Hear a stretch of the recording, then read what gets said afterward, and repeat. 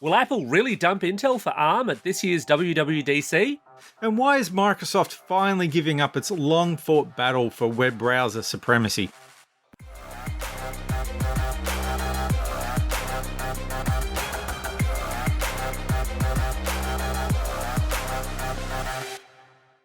Vertical Hold is proudly brought to you by Aussie Broadband, changing the game with their award-winning network and Australian-based support. Hi there. Welcome to Vertical Hold Behind the Tech News, the weekly podcast where we catch up with Australia's leading technology journalists to get the stories behind the tech news of the week. I'm Alex Kidman, and I'm joined as always by Adam Turner, a man who remembers when gophering into Archie and Veronica wasn't some kind of kink, but instead the easiest way to find things online. Well, I had an Angel Fire page and an Onion on my belt, as was the style at the time. All the cool kids were on GeoCities, you fool. We're also joined in the virtual Vertical Hold studio by Finder Editor-in-Chief Angus Kidman, a man so old school he's revived his CD collection during the lockdown. Gus, welcome back to the show. What's your album of the day? My album of the day is Savage Garden's self-titled debut, which is unquestionably the greatest Australian pop album of all time, so suck it, Farnsey. Them fighting words. Not with me. They're not fighting words with me. I'd probably agree with that. I'd 100% agree with that. But obviously, Savage Garden having been around for a while, and we've been around for a while in this tech journalist trade, and we've seen the browser market share ebb and flow as the web has evolved. But Microsoft's shift to Chromium for its Edge browser could signal actual surrender to Google. And we're going to dive into the history of browsers and the implications for an all Chromium or nearly all Chromium web in a little while. But first of all, the hot rumor doing the rounds this week is that Apple is finally going to pull the plug on using Intel processors for its Mac line of computers in favor of its own ARM processors. I caught up with Matthew J.C. Powell, a long-time writer about everything Apple, to discuss what that might mean for Apple users.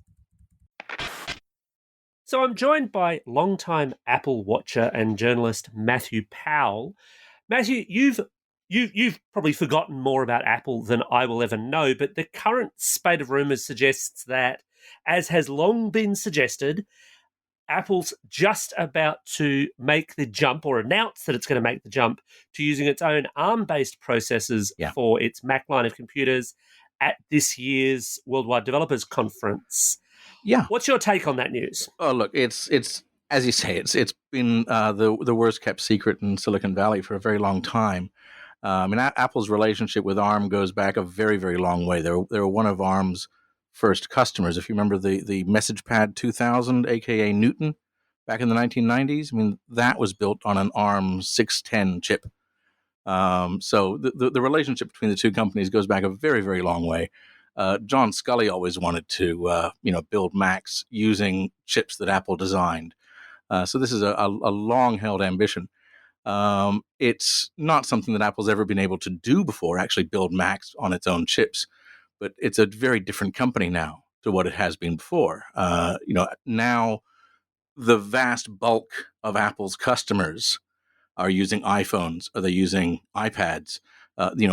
Users so they're already on ARM. They're already on ARM. The users of those devices vastly outnumber the Mac user base.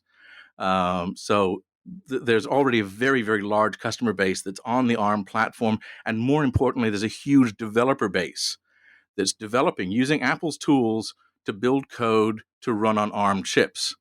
So in the past, this is the third big CPU transition that Apple's put the Mac through. There was a fourth little one, but we won't go into that.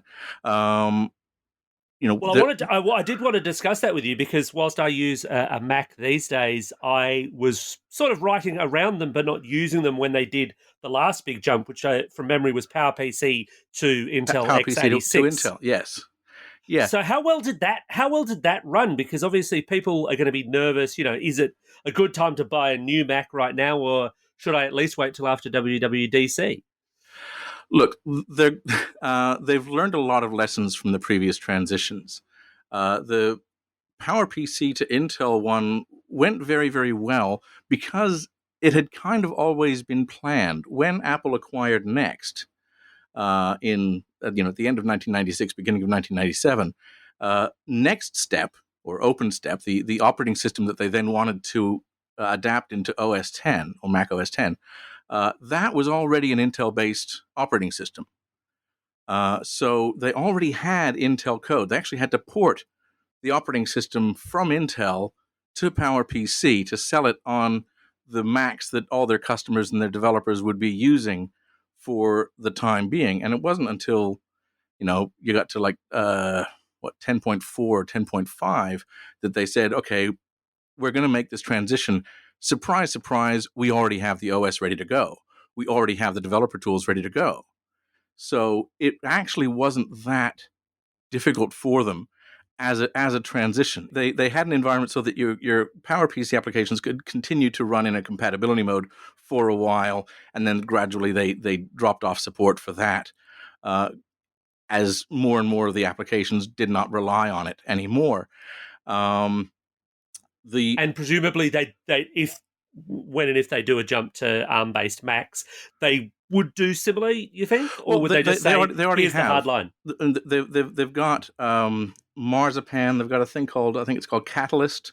So you can run iPad and iPhone applications on Macs already-ish. When they develop that, when they start building, ARM-based Macs, it will be a matter of, the applications that you develop using these tools for ARM-based processors. You will be able to deploy, here's a Mac version, here's an iPad version, here's an iPhone version. It'll be a much more straightforward thing for developers and for customers. In terms of how long will they be able to support Intel going forward, that's an interesting question. I would assume that there will be a transition period, and at some point there will be a line in the sand saying, okay, we're not going to support that old hardware anymore because we want to move on. The whole point of very Apple. Well, the whole point of a transition like this is that the roadmap that they see ahead for the Intel Core platform that they've been using for the last however many years, 15 years now, that doesn't show them the progress that they want to make. That doesn't take them in the directions that they want to take. So they want to take control. They've got a roadmap in mind that's going to take them where they want to go, and Intel's not on it. And holding on to old hardware is also not on it. But buying a Mac, buying an Intel Mac next week or next month, you're still going to have a huge amount of use out of that for, probably 3 to 5 years before Apple starts dropping off support for it. I wouldn't be surprised if what gets shown off next week is, in fact, a MacBook Pro built on an ARM processor. And I wouldn't be surprised if it's available before the end of the year. I feel like Apple's had a very, very long time to build up to this. It feels like a... Sorry. In the transition from 68K to PowerPC, Apple had no developer tools ready to go. They had the Macintosh Programming Workshop, which was a really clumsy set of development tools. And it was really, really hard and time-consuming for developers to get their head around, rebuilding everything for the new platform.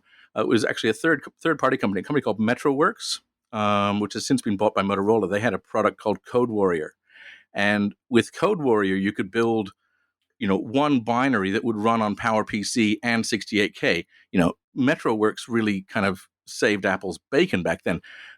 Apple is a vastly bigger company now, and the Apple developer community is vastly bigger than it was then, and has already been using tools for ARM processors. The Xcode for Mac doesn't write for ARM. A lot of the user interface stuff doesn't go to ARM at the moment because, of course, the Mac is not a touch interface; it's a mouse-driven interface. But I mean, you've even seen with the iPad Pro recently, there's been, mouse integration in it. So they've been planning this for a long time. It really should come as a surprise to nobody. You mentioned the MacBook Pro, and it feels a little risky to me if they were going to go down that path to go Pro first. I could see the more lightweight community, the community that the MacBook Air pitches at, perhaps being able to pick up and run with this a little faster. And I'm thinking there around the existing ARM-based computers you can get, because you can get Windows machines that run on an ARM version. But a lot of those pro apps, and especially a lot of the stuff from Adobe, for example, does not run on those machines. Yeah. Explicitly, there's no Premiere for ARM-based Windows. And obviously Windows and Apple, different environments, and I'm not asking you to comment on Windows specifically, but I would have thought if they were going to do it, they might stagger it and say, your pro users, you're safe with what you've got, you're safe with your larger investments, but we're going to move in this direction when Adobe moves with us, and perhaps push the consumers that way? I think rather they're going to go for a fairly high spec thing first out of the gate, because they want developers to buy it. They want the first uptake of ARM-based Macs to be in the hands of people who are going to write the programs. They want Adobe to be buying 1,000 of them. They'll probably give Adobe 1,000 of them. Yeah. But that's the kind of customer that they want to be the early adopters of ARM-based Macs. I mean, when they first did the PowerPC to Intel transition, the first machines that you could run, what was it called then? Gateway to OS 10, or the very first developer kit of OS 10 that you could run on a Mac would only run on PowerPC 8600 and 9600. Only the top-end desktop Macs could run it. And that was a deliberate decision, because they wanted people who were going to invest in really taking great advantage of the hardware to be the ones who grabbed it first. So jumping to ARM also obviously gives Apple a strong degree of control over that whole ecosystem. Yes. And presumably an even stronger bargaining position when it comes to actual costings. There's a lot of discussion around, more power efficient, smaller, lighter devices. Mm-hmm. But I'm curious, presumably given they won't have to pay Intel for processors, do you think that we'll see cheaper Macs as a result of this, or just bigger Apple profits? Ooh, and there you're practically asking me to read Tim Cook's mind, and I'm a little bit reluctant. Yeah, I mean, there's going to be huge advantages for them in terms of power consumption. Because ARM chips, this is a thing maybe people forget about. ARM chips are actually RISC chips. They have fewer transistors on them for the same amount of power output. They are more energy economic than CISC chips like the Intel Core.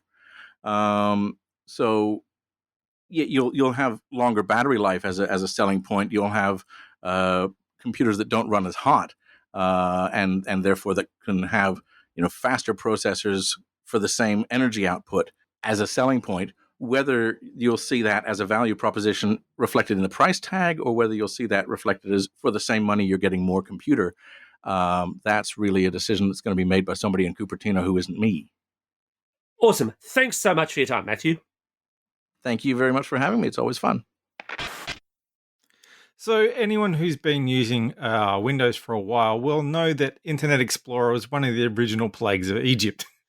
Microsoft has tried to improve things. They came up with their Edge browser, which was not as edgy as they would have liked. And now they've finally caved in and released a new version of Edge that's based on Chromium, which is Google's basically its web browser engine that powers Chrome and a few other browsers. Gus, why is this a big deal? It's a big deal because browser supremacy has effectively been seen as technology supremacy. Like, the browser is where we spend most of our time. So for all these years, even as their share has declined, Microsoft has been like, no, we have to be a player in this game. And now it's like literally saying, oh, okay, basically Google has a better idea of how to build a browser that people want to use than we do. So we're just going to basically drink their Kool-Aid and then just slap a few things on the edge so that we can sell our own version of it. So it is a very significant shift given how long Microsoft has been fighting that battle for. And this is just going to be sweep up everybody, isn't it? They're basically going to push it through as part of Windows Update. So everybody running the old version of Edge will get the new version of Edge. And I think it might even go back to Windows 7, maybe? Yeah, so the notion is that effectively, yes, if you're choosing to use Edge, and not many people are, but if you are choosing to use Edge, you won't have the choice of using the sort of the Microsoft version of Edge. You'll have to use the Chromium version of Edge. What it doesn't do, though, is it doesn't get rid of the surprising percentage of people who are still using Internet Explorer, Edge's predecessor, which still stubbornly hangs on to a certain amount of market share, and it doesn't actually displace that. If you're a business that believes you still need to use Internet Explorer, right at the moment you still can, which is astonishing and, as you say, disturbing and a plague of Egypt. But it's that's just one of those diseases that's taken a really long time to die out. I get the feeling, though, that IE is actually sitting in a bunch of legacy systems, potentially some industrial systems and things like that, where the code, as kind of horrible as it might be, is too hard or too expensive to rewrite to work either with Edge HTML or with Edge or with other browsers, though. Oh, literally, that's absolutely true. I mean, and it's not coincidental that the period of IE's supremacy, the point when it was the dominant browser, coincides with when the Y2K problem happened. And there's a lot of code that was updated around 2000 that people said at the time, we've got to do something about it, but they've never wanted to do anything about it since. And we're still looking at that, as astonishing as that sounds, 20 years later. And I think, you're absolutely right. Nobody is using IE because they think, wow, that's an amazing experience. But in some cases, they just can't justify rewriting the horrible IE-specific code that they built. And it was 2 decades ago, and that they've decided to stick with all this time.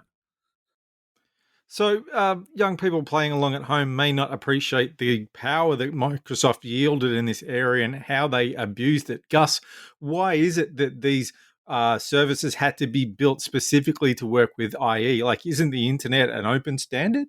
Well, it's an open standard, but it's a highly variable standard. And as you alluded to earlier, we've all been doing this long enough to actually remember when the war was going on. And at the point when a browser was just one of several bits of software you ran, and everyone cared a lot about their operating system, Microsoft fairly actively worked to say, hey, we're going to make sure people use our browser, because it wasn't the original dominant browser. The original dominant browser way back in those dim, dark, distant years was Netscape. Netscape was the one that had the gigantic kind of percentage market share.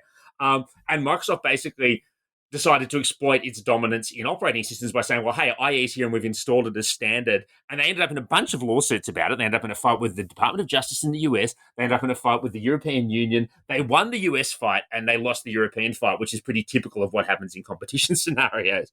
But they were actively using the fact that they had a dominant PC operating system to really say to people, hey, you should use IE. And at the same time, they were changing the way IE did things so it didn't render them in a completely standards compliant way. But because they were so popular, lots of people wrote their sites to do not the correct thing, if you want to look at it like that, but the IE thing. And it's taken the better part of 15, 20 years for some of that to disappear, and it hasn't completely disappeared yet. So there really was a point when Microsoft was, I firmly hold this opinion, but it's not my opinion. It's the opinion of courts around the world. They were abusing their power because they had that power to abuse. And the fact that now they don't have that power to abuse anymore, and that maybe Google does, signifies a really big shift in the market.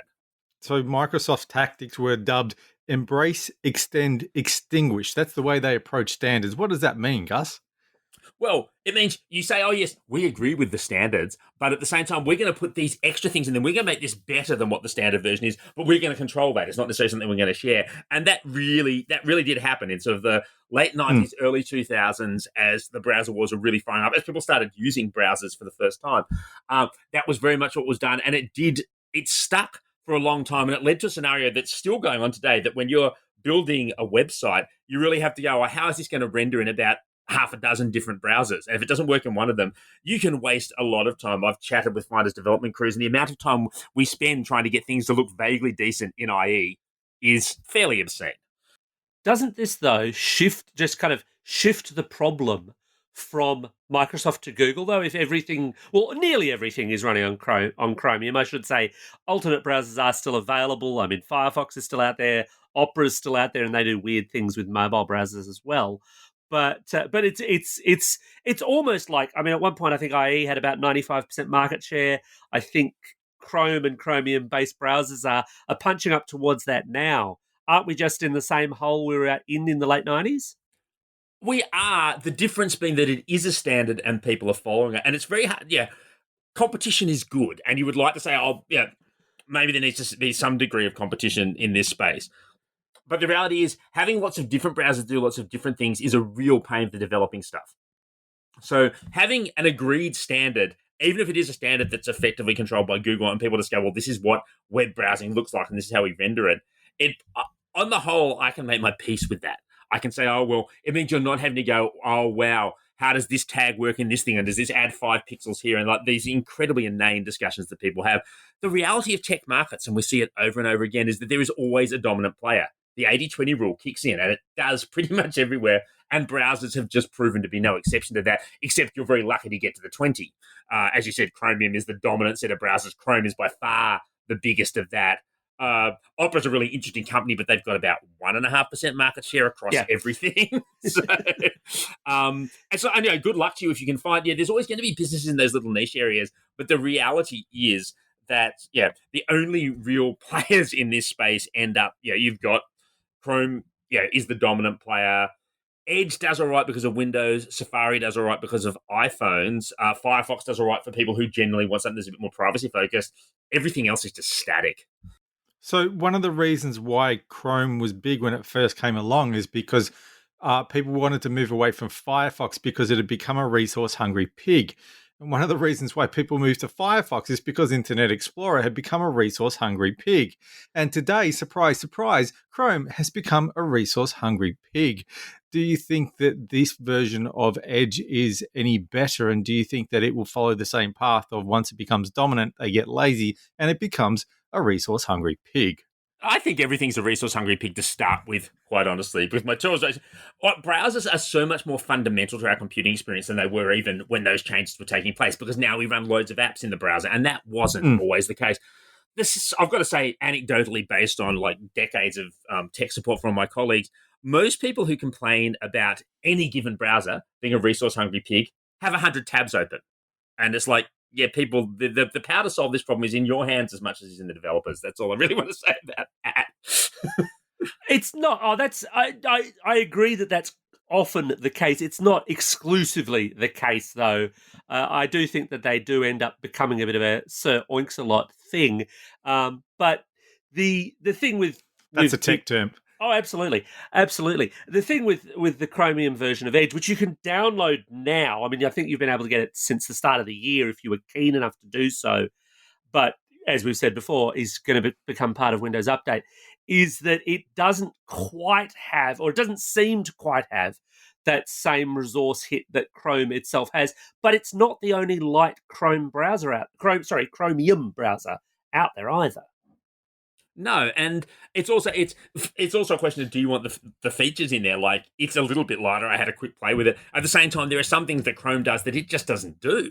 And so it does become a case of you pay your money and you take your choice, I think. And the real challenge possibly for Edge, they can push it out to every Windows device and make it compulsory. But these days, one of the things that makes a browser appealing is, can I use it on all my devices? Is it worth using on my devices? And will my history follow me around between them? And this works very well for Chrome. Certainly that's part of their success. It's one of the reasons why Safari as a mobile browser does okay. Not so much on desktop, but there are people who like to have that sync up. Firefox can do that. But it's like, I really struggle with the idea that now an iPhone user is going to go, I think I'll install Edge. Even though it's worth remembering that in the middle of all this history, one of the other shonky things that Microsoft did was do a deal with Apple so that IE became the preferred Apple browser for a while. And people forget that in this sort of Safari universe. But there was a point when, Apple's survival depended on Microsoft slightly, and they very happily jumped on that bandwagon. I was going to say, wasn't that all part of that whole couple of $1 million that basically kept Apple afloat deal?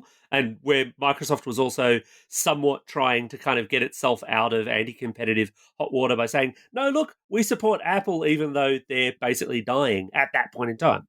Yes, absolutely. It was all part of that. And it's a reminder for the young players at home that what looks like a tech landscape now where you go, well, in Australia, Apple has this very solid position in phones and stuff. It's like there was a point where Apple looked like the Windows Phone of the early 2000s. Yes. It really did. So moving to this Chromium base, will that allow other things like, more accessible plugins and stuff like that coming into that sort of ecosystem?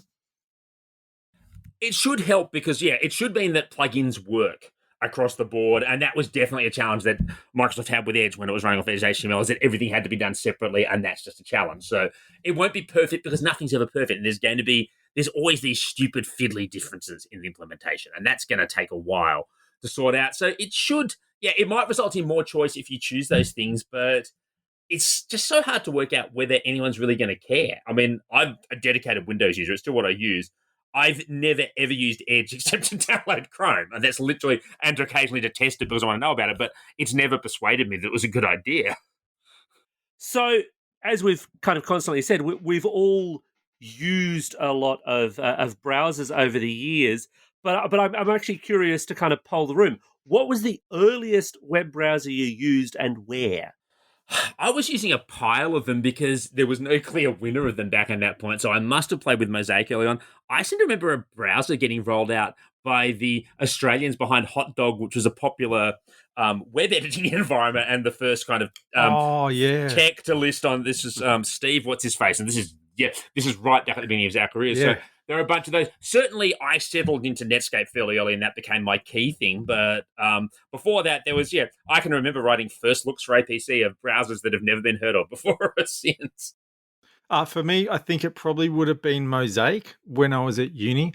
And it let you run things like FTP and Gopher and a few other protocols like that all in the one place. So you could use it to get into stuff around the world. And then they wouldn't put Netscape on the machines in the bay in the computer room at Deakin. But what I managed to do was install a version of X Windows, which is kind of like, I think, a version of Unix on a floppy disk, and install Netscape on the floppy disk, and then go into the computer lab, basically stick the floppy disk in, reboot the machine, run X Windows on it, and use Netscape and get on the internet that way. It was at least a 3.5-inch floppy disk I heard about it. So. Yes, we're not going back any further than that. But like I said, I did have an onion on my belt at the time. Well, I think I'm going to have to complete the Mosaic trifecta, but in my case, the university that I was at, which was, of course, also the university that Gus was at, didn't actually allow internet access unless you were explicitly doing computer science at the time. This is that long ago, folks. Or it turns out, if you were doing honours or a master's, you could get one, because I got it in my fourth year, but I couldn't get it before that. So, yeah. But so, in fact, I was using Mosaic, but I was using Mosaic on my then girlfriend, now wife's, account, because she was doing comp sci, and she had a couple of spare accounts. So I used to wander into the computer labs, and they got so used to me, they assumed that I was doing comp sci as a degree, and I wasn't. I was just mucking around on the very, very early web. I went back to Mosaic a few years ago, actually, to see what you could install on modern machines, and, well, you couldn't, sadly, but you could emulate it online through, of course, a browser. Yeah. I've just had a horror memory of possibly the worst browser I've had to use, and you'll remember this too, Alex. There was a browser built into Lotus Notes. Ooh. It wasn't good. It was not good. You're getting my therapy bills, sir. Well, that just about wraps up another episode of Vertical Hold. Thanks to Gus for dropping by the virtual studios. It's been a virtual pleasure. And if people want to find your writing online and your good self, where can they do that? Well, they can find my writing online at finder.com.au, and they can find me on the Twitters at GusWorldAU.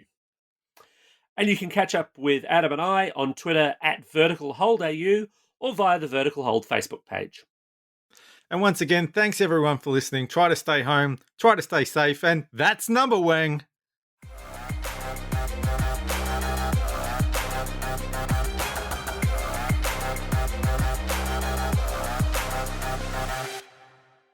Vertical Hold is proudly brought to you by Aussie Broadband, changing the game with their award-winning network and Australian-based support.